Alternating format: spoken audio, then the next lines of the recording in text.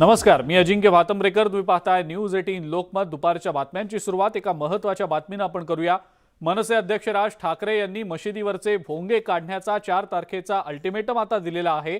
अशातच राज्यात कायदा आणि सुव्यवस्थेची परिस्थिती निर्माण होईल का आणि मशिदीबाहेर हनुमान चालीसा म्हणत असताना समाजवादी पार्टीची नेमकी काय भूमिका असेल या संदर्भात अबू आझमी यांनी भाष्य केलेलं आहे.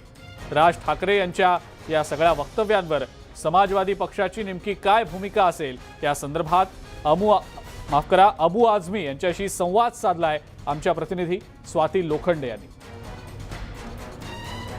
समाजवादी पक्षाचे महाराष्ट्राचे अध्यक्ष आपल्यावर आहेत अबू आझमी. आपण थेट त्यांच्याकडून जाणून घेऊया.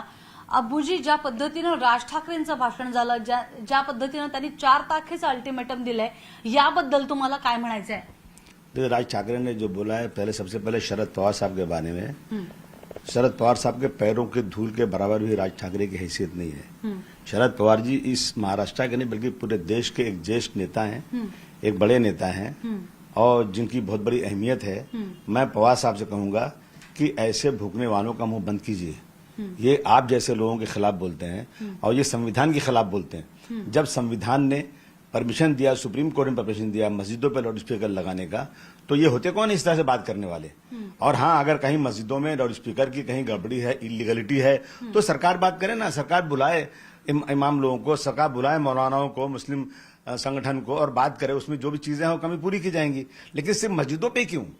कि लाउड स्पीकर सिर्फ मस्जिदों पे नहीं बजता है. लाउड स्पीकर 50-100 जगह पे बजता है, जिसकी वजह से बहुत ज्यादा उसका पोल्यूशन होता है, ध्वनि पोल्यूशन होता है. उस पर ये लोग सिर्फ और सिर्फ ये राजनीति में जिनको जनता ने बिल्कुल धुतकार दिया है, वो लोग अपनी जगह तलाश कर रहे हैं और वो चाहते हैं किसी तरह से भी हम जो है वापस आ जाएं. क्या जब इन्होंने पार्टी शुरू किया था, बाला साहब ठाकरे के नाम पर, शिवसेना के नाम पर लोगों ने उनके परिवार का समझ के इनको 14-15 सीटें दी थी. लेकिन इन्होंने नफरत की राजनीति किया तो लोगों ने इनको धूल चटा दिया. अब ये फिर से बीजेपी, एक बार पहले एक नाटक होता है नौटंकी, कभी एक बार आदमी राजा बन जाता है, कभी जो है डाकू बन जाता है, कभी फकीर बन जाता है, कभी अमीर बन जाता है. इस आदमी का भी यही है, नौटंकी है. एक तो भाषा में भी नौटंकी होती है इनकी, और दूसरे जो है ये कभी बीजेपी के खिलाफ बोलते हैं, जबरदस्त बोलते हैं, और फिर कभी बीजेपी के साथ चले जाते हैं. ये कभी झंडे में हरा रंग लगाते हैं, कभी निकाल देते हैं. तो ये थके हारे लोग हैं, इन पे ज्यादा तवज्जो देने की जरूरत ही नहीं. सरकार को इस पे कठोर कार्यक्रम करना चाहिए, कठोर कार्रवाई करना चाहिए. लेकिन जिस तरह से वो अल्टीमेटम दे रहे हैं, जिस तरह से वो सरकार को आगाह कर रहे हैं कि अगर आपने हमारी बात नहीं सुनी तो हम किसी की नहीं सुनेंगे, और अगर उसके बाद महाराष्ट्र में जो स्थिति पैदा होगी उसके लिए हम जिम्मेदार नहीं होंगे, इस तरह से राज ठाकरे ने साफ साफ बोला है. सरकार को उनके ऊपर सख्त कार्रवाई करना चाहिए. इस तरह से अल्टीमेटम देने का उनको कोई राइट नहीं है. उनको अगर कोई बात करना है तो जाकर सरकार से बात करें, वो जाकर के मुख्यमंत्री से बात करें, होम मिनिस्टर से बात करें कि यहाँ गड़बड़ियां हैं, उस पर वो सरकार देखेगी. लेकिन इस तरह से अल्टीमेटम देकर, दादागिरी देकर, तो हमारा दूसरा समाज जो है वो कोई चूड़ी पहन के नहीं बैठा हुआ है.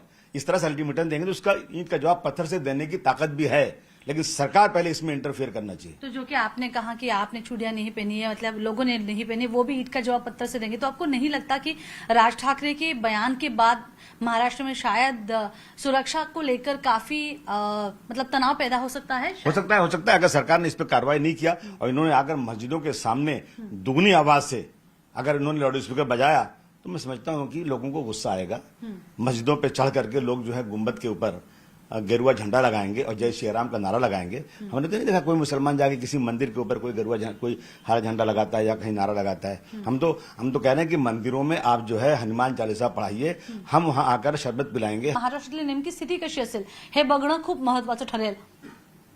नवनाथसह स्वाती लोखंडे, न्यूज 18 लोकमत, मुंबई. अबू आझमी यांची प्रतिक्रिया आपण आताच पाहिली, ऐकली. या संदर्भात प्रतिक्रिया जाणून घेणार आहोत आपण. मनसेचे सरचिटणीस संदीप देशपांडे आपल्या सोबत आहेत फोन लाईनवरनं. संदीपजी, अल्टिमेटमवर समाजवादी पक्षानं रोखठोक भूमिका आता दिलेली आहे. ईट का जवाब पत्थर से मिलेगा, आम्ही काही बांगड्या भरलेल्या नाहीत असं अबू आझमी म्हणताय. तर मुळात विषय असा आहे की वाढवून चढवून बोलायची सवय झाली आहे अबू आझमींना. राजसाहेबांनी सांगितलं मशिदीच्या समोर हनुमान चालीसा लावू, तर ते म्हणतात मशिदीवर चढतील, भगवा झेंडा लावतील. हे ऍडिशनल कोणी करायला सांगितलं त्यांना? म्हणजे यांनाही तेच पाहिजे, यांना तेच पाहिजे की काहीतरी तिथे दंगल व्हावी. पण आमची भूमिका स्पष्ट आहे. सन्माननीय उच्च न्यायालयाचा आणि सन्माननीय सुप्रीम कोर्टाचा जो निर्णय आहे त्याची अंमलबजावणी सरकारने केली पाहिजे. जे नियम आहेत, आम्ही जे म्हणतो ते कायदेशीर बोलतोय आणि आम्ही कायद्याचं पालन करा म्हणून सांगतोय. आणि हे लोक जे बोलतात ते म्हणतात पाळणार नाही तर ह्यांच्यावर पहिले सरकारने कारवाई केली पाहिजे आणि यांना पहिले जेलमध्ये टाकलं पाहिजे अबू आझमी सारख्या लोकांना. बर, पण संदीपजी, अबू आझमी म्हणतायत की राजकारणात मनसेला लोकांनी नाकारलं. मनसेचे आधी इतके आमदार होते, आता एकच आमदार आहे, त्यामुळे स्पेस निर्माण करण्यासाठी राजकीय फायद्यासाठी मनसे हे सगळं करते, असं त्यांचं म्हणणं आहे. मग अबू आझमीचे काय 100 आमदार आहेत का इथे? त्यांची काय अवस्था आहे? कोणी उठून काही बोलावं का? पहिले स्वतःच्या ठेवायचं झाकून आणि दुसऱ्याचं बघायचं वाकून. स्वतःची अवस्था बघायला सांगा त्यांना, दुसऱ्यांवर नंतर बोलू आपण. बर, आणि शरद पवारांवर राज ठाकरेंनी काल टीका केलेली होती, तर राज ठाकरे ही टीका का करतायत हे तर ते राजकीय फायद्यासाठीच करतायत असं त्यांचं म्हणणं आहे, पण तेढ निर्माण करण्यासाठी देखील वक्तव्य केली जात आहेत. शरद पवारांवर टीका करण्याची लायकी नाही असे शब्द वापरले गेले. कोणाकडनं? अबू आझमी असं म्हणाले. अबू आझमीची पहिले लायकी आहे का आमच्याबद्दल बोलायची? हे पहिले त्यांनी बघावं आणि मग बोलावं. बर, संदीपजी धन्यवाद. न्यूज 18 लोकमतशी बोललात, तुम्ही प्रतिक्रिया दिलीत त्याबद्दल. संदीप देशपांडे होते आपल्यासोबत फोन लाईनवर आणि त्यांनी देखील अबू आझमींनी जी टीका राज ठाकरेंवर मनसेवर केलेली आहे त्या टीकेला प्रत्युत्तर दिलंय. मनसेची पुण्यातली नियोजित 3 तारखेची महाआरती रद्द करून ती 4 तारखेला आता केली जाणार आहे. काल राज ठाकरे यांच्या सभेमध्ये 4 तारखेला आरती करण्याच्या सूचना दिल्या गेल्यानं मनसे आता 3 ऐवजी 4 तारखेला महाआरती करणार असल्याचं समजतंय. मनसेचे प्रदेश सचिव अजय शिंदे यांनी या संदर्भातली माहिती दिलेली आहे. मनसेनं पुण्यातली आपली महाआरती एका दिवसानं पुढे ढकललेली आहे. महाआरतीचं आयोजन आता पुढे ढकललं गेलेलं आहे. मंत्री जितेंद्र आव्हाड यांची पत्रकार परिषद सध्या सुरू आहे, थेट जाऊया तिकडे. लोखंडे मार्ग आहे ना, ते नंतर ते कामगार ह्याच्यात चळवळीत पण आले. त्यांनी आपल्या वृत्तपत्रामध्ये ह्याबाबत स्पष्टपणाने उल्लेख करून ठेवले. त्यांचे वृत्तपत्र आजही हजर आहेत. असं आहे की फुलेंनंतरचा इतिहास, ह्याची टिप्पणी, ह्याचे पत्रव्यवहार हे सगळ्यांकडे आहेत. म्हणजे असा एकही इतिहासकार नाही समकालीन की ज्याच्याकडे फुलेंचा पत्रव्यवहार, शाहू महाराजांचा पत्रव्यवहार, त्या काळी झाडलेले राजकीय सभा, ह्याचे उल्लेख, त्याचे आर्काइव्स ज्याला म्हणतो नाही आहेत, असं एकही नाही. त्याच्यानंतर हे सगळं झाल्यानंतर फुलेंनी पहिली सभा घेतली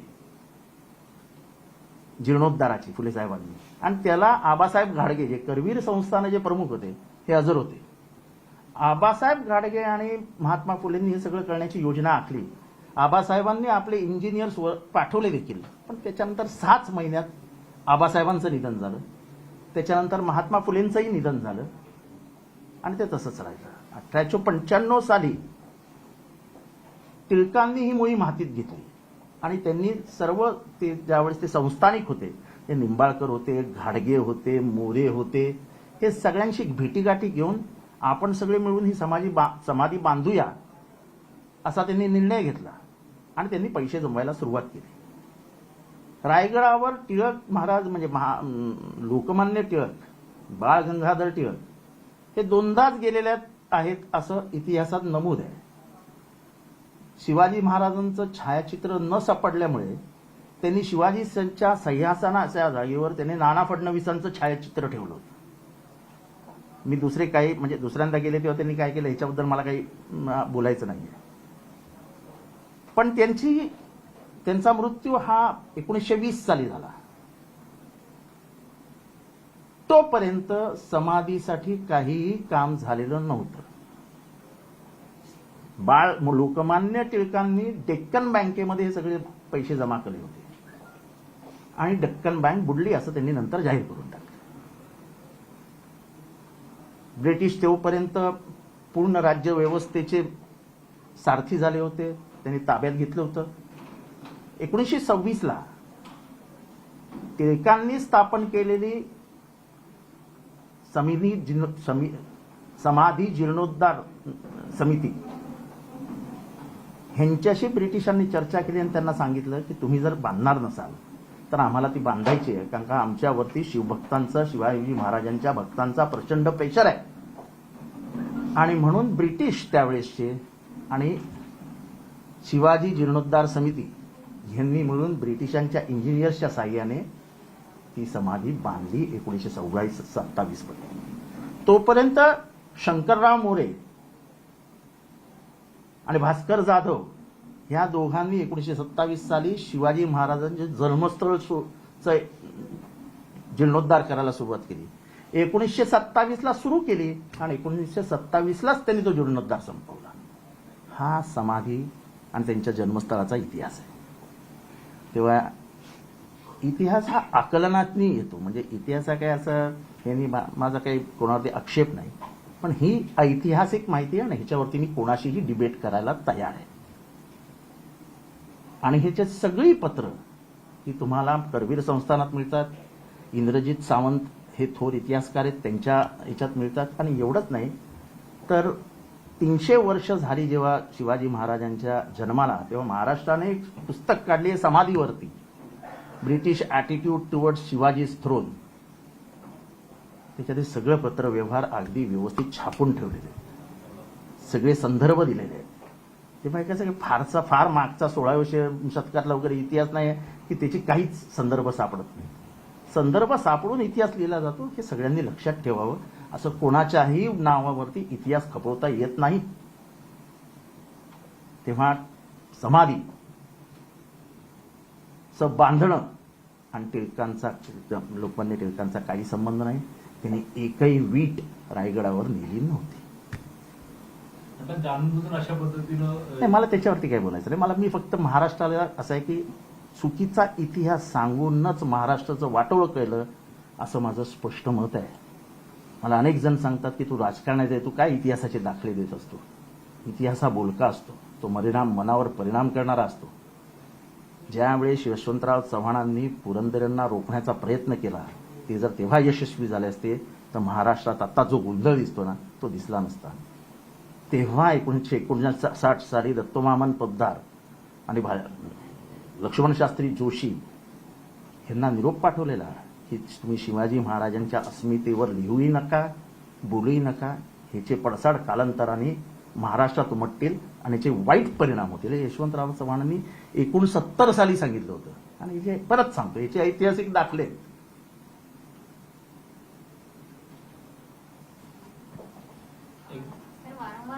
पुरंदरेंच्या बाबतीत किंवा त्याच्यानंतर लोकमान्य टिळकांचं नाव घेऊन ज्या पद्धतीने राज ठाकरेंकडनं भाषणं केली जात आहेत आणि एक नॅरेटिव्ह सेट करण्याचा जो प्रयत्न केला जातोय महाराष्ट्रामध्ये, त्याबद्दल काय सांगाल? आणि लोकमान्य टिळकांचा काल केलेला उल्लेख हा जाणीवपूर्वक केला गेलाय का समाज? असं आहे की माझं स्पष्ट मत आहे की इतिहासाशी खेळू नका.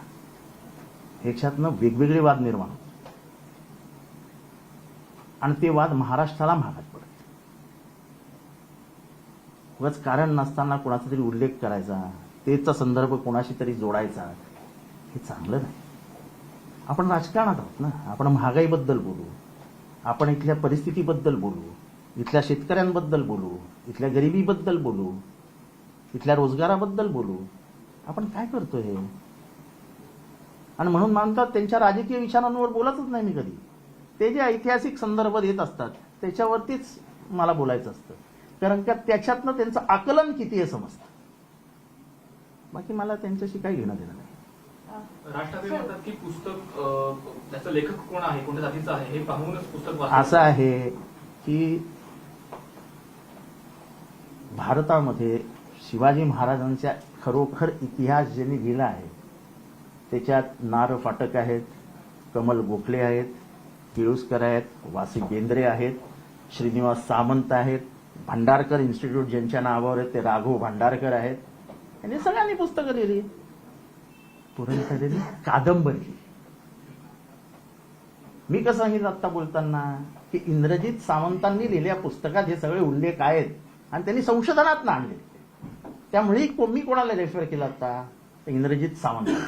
तुम्ही मला एक पुस्तक दाखवा ज्याच्यात सांगितलं की टिळकांनी समाधी बांधली, एका इतिहासकाराचा, कादंबरीकारांचा नाही. आणि त्यामुळे मी नेहमी सांगतो की पुरंदरेंबद्दल आमचा आक्षेप नाही, पण कादंबरीत चंद्र तारे मोजत इतिहास लिहायचा नसतो, इतिहासाचे संदर्भ द्यायचा नसतात. इतिहासाचे संदर्भ रेफरन्सने येतात की कुठल्या साली कुठली बखर, सभासदांची बखर, यांची बखर, त्यांची, अशातनं इव्हॉल्व्ह होतं, हिस्ट्री इव्हॉल्व्ह असतं, हिस्ट्रीचं डायनामिक्स कधीही चेंज होतं. जसे शिवाजी महाराज आग्र्याहून आले त्याच्या अनेक कथा आहेत, पण आता ते कसे आले याचा रूट नक्की केलाय. तेव्हा प्रत्येक इतिहासकाराने आपापला रूट शोधला होता, पण ते त्यावेळेसच्या परिस्थितीवर होता. तर प्रत्येक इतिहासकारांचा रूट वेगवेगळा दाखवलाय. पण आपण कधीच हे वाचत नाही की पुरंदरचा तह हा शिवाजी महाराजांनी कुठल्या मुसलमानाबरोबर केला नाही. शिवाजी महाराजांना दिल्लीला जाण्याचा निर्णय हा मुसलमानांनी सांगितलं म्हणून गेले नाहीत. ज्यांनी शिवाजी महाराजांना तह करण्यास भाग पडलं आणि शिवाजी महाराजांनी अनेक किल्ले हे त्यांच्या नावावर केले, त्या राजाचं नाव होतं, त्या सरदाराचं नाव होतं मिर्झा राजे जयसिंग. पुढची बातमी बघूया. मनसे अध्यक्ष राज ठाकरे यांनी लोकमान्य टिळकांनी छत्रपती शिवाजी महाराजांची समाधी उभी केल्याचं कालच्या सभेत म्हटलं. यासाठी टिळकांनी निधी जमा केलेला होता. शाहू महाराजांना त्यांनी निधी संकलनाबाबत पत्रही लिहिलेलं होतं, असा उल्लेख त्यांनी केला होता. हे पत्र आता न्यूज 18 लोकमतच्या हाती लागलेलं आहे. या पत्राद्वारे टिळकांनी समाधीच्या जीर्णोद्धारासाठी निधी देण्याची मागणी शाहू महाराजांकडे केलेली होती.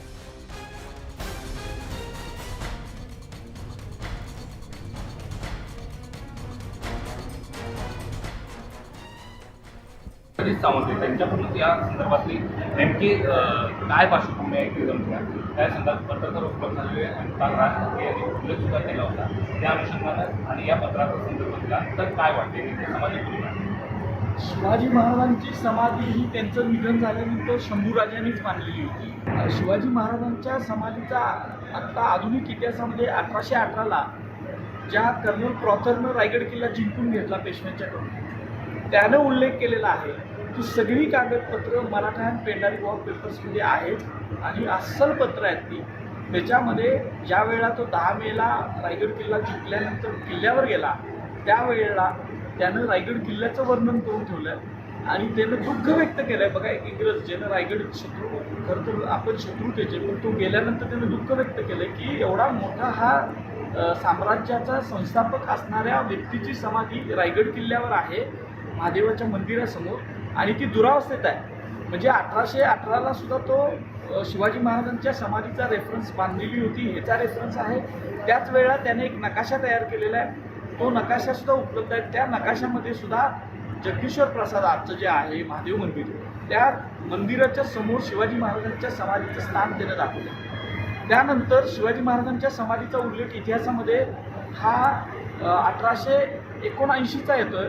महात्मा ज्योतिबा फुले हे रायगड किल्ल्यावर शिवाजी महाराजांच्या त्या समाधीच्या आणि शिवाजी महाराजांच्या ओढीनं गेले आणि त्यांनी रायगड किल्ल्यावर गेल्यानंतर जे काही घडलं ते त्यावेळेच्या दीनबंधूमध्ये छापून आलेलं आहे. लोकमान्य टिळकांच्या 1895ला ज्या वेळेला ही सगळी चळवळ मुवमेंट उभी राहिली आणि शिवाजी महाराजांच्या समाधीचा जीर्णोद्धार होणार असं लक्षात आलं, त्यावेळेला बाळ गंगाधर टिळकांनी त्यांच्या पॉलिटिकली ते खूपच शार्प असल्यामुळं त्यांनी शिवाजी महाराजांची मुवमेंट आपल्या हातात घ्यायचा प्रयत्न केला. शिवाजी रायगड एक शिवाजी फंड त्यांनी उभा केला 1895 पासून आणि तब्बल 80,000 एवढी मोठी रक्कम त्यांनी जमा केली होती. 1895 ते 1920ला लोकमान्य टिळकांचं निधन झालं आपल्याला माहिती आहे. तोपर्यंत रायगड किल्ल्यावर फक्त 2 वेळा त्यांनी उत्सव केले आणि त्या उत्सवामध्ये टिळक फक्त 13 वर्षाचे होते आणि त्याने ज्या वेळेला हे काम सुरू केलं. लोकमान्य टिळकांनी सुद्धा नंतर छत्रपती शिवाजी महाराजांची समाधी तिथे आणखी चांगली बांधावी यासाठी एक फंड काढला. श्री शिवाजी रायगड स्मारक मंडळ निधी या नावाने हा निधी गोळा केला. त्यावेळेचे शाहू महाराजांनी सुद्धा त्यांना निधी दिला, टिळकांना मदत केली. पण आपल्या उभ्या हयातीत लोकमान्य टिळकांनी एक खडा सुद्धा तिथं बसवला नाही. फॉरेस्ट अधिकाऱ्यांनी त्या टिळकांच्या स्मारक समितीला पत्र देऊन स्मारकाबद्दल विचारणा केली की पैशाचं काय झालं, आणि मग असं कळलं की ज्या बँकेमध्ये ते सगळे पैसे ठेवले होते ती म्हणजे बँकच बुडाली. राज्यामध्ये सध्या सुरू असलेल्या भोंग्यांच्या वादावर राज्यपाल भगतसिंह कोश्यारी यांनीही आता भाष्य केलेलं आहे. पूजापाठ करा, पण भोंगा लावायचा की नाही लावायचा हा तुमचा प्रश्न असल्याचं भगतसिंह कोश्यारी यांनी म्हटलेलं आहे. हम सब लोग सौभाग्यशाली हैं. हम लोग पूजा करते हैं, पाठ करते हैं, किसके लिए करते हैं? पुण्य कमाने के लिए करते हैं ना. करते हैं सब लोग. क्यों करते हैं? पुण्य कमाने के लिए. आप पूजा पाठ करो, बहुत अच्छी बात, और ज्यादा करो. उसमें जैसा कि दादा कहते भोगा लगाओ न लगाओ, आपका मामला मैं नहीं बोलूंगा. तो मैं क्या बोलूं. भोंग्याचा हा वाद नाहक पेटवला जातोय अशी प्रतिक्रिया उपमुख्यमंत्री अजित पवार यांनी दिलेली आहे. भोंग्याचा वाद पेटवून राज्यातल्या समस्या सुटणार आहेत का असा सवालही अजित पवार यांनी विचारलेला आहे. महाराष्ट्रामध्ये कुणी काम करताना असे अल्टिमेटम वगैरे द्यायचं हे कायद्याचं राज्य आहे. हे काही हुकुमशाही तर कुणाची चालणार नाही. कुणाला असं वाटत असेल की मी असं म्हटलं तर तसं होईल तर ते चालणार नाही. कुणी असो, अजित पवारनी पण हुकुमशाही केलेली चालणार नाही. कायद्यानी, नियमांनी, संविधानाने ज्या काही गोष्टी सांगितल्यात त्याचं पालन सर्वांना करावं लागेल. बाबरी पाडण्याची जबाबदारी शिवसैनिकांनी घेतल्याच्या शिवसेनेच्या टीकेला आता भाजपनं सुद्धा प्रत्युत्तर दिलंय. बाबरी पाडण्याची जबाबदारी रामसेवकांनी घेतलेली होती. राऊत आणि उद्धव ठाकरेंशी त्याचा संबंध काय असा सवाल आशिष शेलार यांनी विचारलेला आहे. आंदोलनाशी संबंध काय आहे? संजय राऊत यांचा या आंदोलनामधला सहभाग कुठला? अहो, साधं जर तुम्ही तिकडे असतात, तुमच्या नावावर साधी एनसी तरी असती. साधी एनसी पण नाही, नॉन कॉग्निझेबल. तुम्ही एक शिस्तबद्ध, अनुशासन प्रिय, प्रसिद्धी पराणमुख अशा पद्धतीने काम करणाऱ्या संघ परिवाराचं आंदोलन कुठे आणि कुठे कुटुक झालं तर माझ्यामुळे झालं असं बळबळणारे तुम्ही कुठे? केवळ 32 लोकांवर केसेस झालं तेवढा पुरतं नाही. औरंगाबादमधल्या राज ठाकरे यांच्या भाषणानंतर त्यांना अटक करावी अशी मागणी रिपब्लिकन पार्टी ऑफ इंडियातर्फे करण्यात आलेली आहे. या संदर्भात औरंगाबादचे सहाय्यक पोलीस आयुक्त बालाजी सोनटक्के यांना निवेदन दिलं गेलेलं आहे. यात चिथावणीखोर भाषण केल्याप्रकरणी राज ठाकरे यांच्यावर कायदेशीर कारवाई करून त्यांना अटक करावी असं नमूद केलं गेलंय. बांधवांना वाळीत टाकल्याची बातमी सोशल मीडियातून दिसत आहे. याच व्हिडिओमध्ये जो कोणी दलित बांधवांना मदत करेल त्याला 40,000 रुपये दंड आहे हे सुद्धा या व्हिडिओमध्ये दिसत आहे. हे अत्यंत निंदनीय आहे, कारण महाराष्ट्र हे राज्य फुले शाह आंबेडकर यांच्या विचाराचे पुरोगामी राज्य आहे.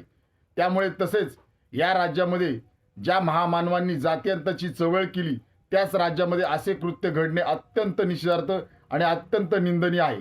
या कृत्याचा Republican party of India Kharat पक्ष निषेध करत असून राज्य सरकारला मागणी करत आहे की तात्काळ या प्रकरणाची सखोल चौकशी तात्काळ करण्यात यावी. उन्हाळ्यामध्ये बिहारमधल्या गया इथं पाण्याची पातळी खूपच खालावते. बोरवेलही नीट काम करत नसल्यानं जनतेचे खूप हालही होतात. वॉटर एडच्या मदतीनं इथल्या ग्रामस्थांनी पाण्याची समस्या दूर करण्याचा आता विडा उचललाय.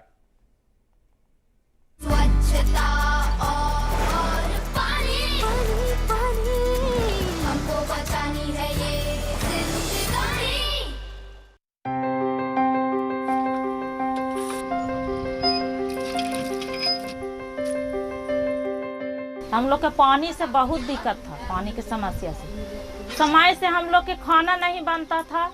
समय से हम लोग को बच्चा स्कूल नहीं जाता था. चापाकल हम लोग के बिगाड़ जाता था तो बहुत भारी समस्या पड़ता था. गर्मियों के समय में आसपास के खेतों में जब दर्जन भर सबमर्सिबल पंप्स चालू होते हैं सिंचाई की पूर्ति के लिए, इन चापाकलों की स्थिति काफ़ी दयनीय हो जाती है. जब वाटर टेबल काफ़ी नीचे चले जाते हैं, महिलाओं को कहीं दूर अवस्थित जल के स्रोत पर निर्भर करना पड़ता है पानी की उपलब्धता के लिए. इन चुनौतियों को देखते हुए वाटर एड ने गांव के अंदर समिति निर्माण में सहयोग किया, चापाकल के हार्डवेयर पार्ट्स की मरम्मती में सहयोग किया एवं लोगों की क्षमतावर्धन पे कार्य किया. प्रति महीने की 6 तारीख को समिति के लोग जुड़कर आपस में चर्चा करते हैं एवं 30 रुपये प्रति हाउस होल्ड इकट्ठा करते हैं. इस पैसे से वो चापाकल की मरम्मति एवं अपनी आगे की कार्य योजना के विषय में अपना लक्ष्य निर्धारित करते हैं। हम लोग बैठक करते हैं तो हम लोग वही पैसा से इसको माने कोई चीज टूट फूट गया तो हम लोग पैसा लगा के बना लेते हैं। जो बनना है 2 रोज में बनाते थे पहले, जो हम लोग 1 घंटा में आधा घंटा में हम लोग बना लेते हैं। और महीना थी बरसात के पहले और फिर बरसात के बाद हम लोग जांच करते हैं। ना तो ऐसा हूँ कोई दीदी के समाज में आया कि पानी अच्छा नहीं लग रहा है तो हम लोग दीदी मिलके हम लोग जांच भी कर लेते हैं पानी के। स्वच्छता और पानी हमको बचानी है ये जिंदगानी। आणि आता आपण एक नजर टाकूया देशातल्या प्रमुख शहरातल्या आजच्या तापमानावर। आजचं तापमान प्रायोजक मैंगो एयर कूलर। इन गर्मियों में घर ले आए मैंगो एयर कूलर वाली ठंडक।